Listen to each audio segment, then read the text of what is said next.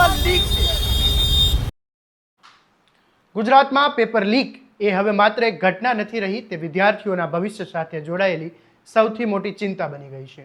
છેલ્લા કેટલાક વર્ષોમાં ભરતી પરીક્ષાઓથી લઈને વિવિધ યુનિવર્સિટીઓની પરીક્ષા સુધી પેપર લીકના આરોપોએ લાખો વિદ્યાર્થીઓની મહેનત પર પાણી ફેરવ્યું છે।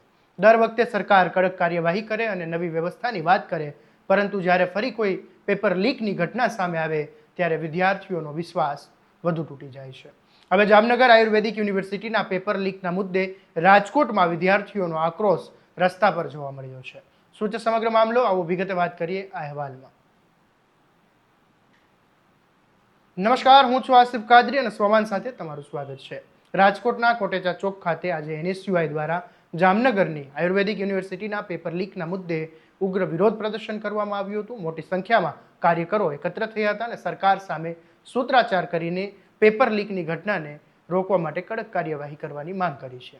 કાર્યકરોએ પેપર લીક બંધ કરો અને ગુજરાત સરકાર લીક છે એટલે જ પેપર લીક થાય છે જેવા સૂત્રોચ્ચાર સાથે સરકાર પર નિશાન સાધ્યું હતું। વિરોધના દરમિયાન NSUIના કાર્યકરોને રસ્તા પર બેસી જતા કોટેચા ચોક ખાતે વાહન વ્યવહાર ખોરવાઈ ગયો હતો।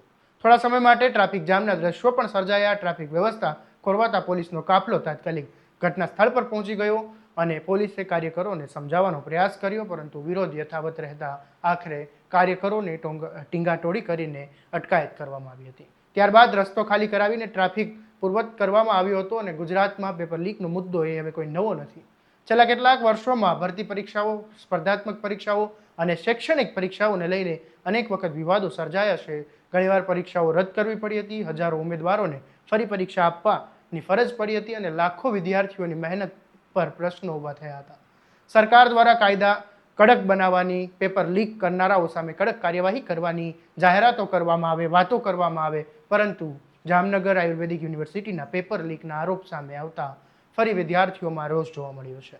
NSUIનું કહેવું છે કે જો સમયસર અને પારદર્શક તપાસ નહીં થાય તો વિદ્યાર્થીઓનો શિક્ષણ વ્યવસ્થા પરથી વિશ્વાસ સંપૂર્ણપણે ઉડી જશે।